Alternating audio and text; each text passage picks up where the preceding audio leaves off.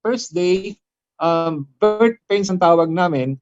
And then today, as we compare the situation versus yesterday, from the operators, nagtanong ako this morning, much better ang kanilang response. So, ganun po siguro talaga. Yung birth pain sa umpisa, talagang nagkakaroon ng mga glitches, ng mga problema, but we will continue to monitor and coordinate with the operators para ma-improve po yung situation.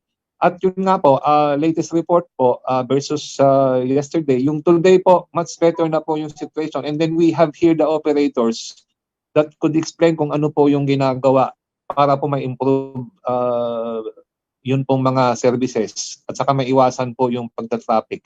And then hopefully in the coming siguro po in the coming hours or days, mas mabuti na po yung sitwasyon, and then ma-hit na po natin yung target natin na talagang 100% cashless na po ang transaction sa mga toll collection po ng expressways.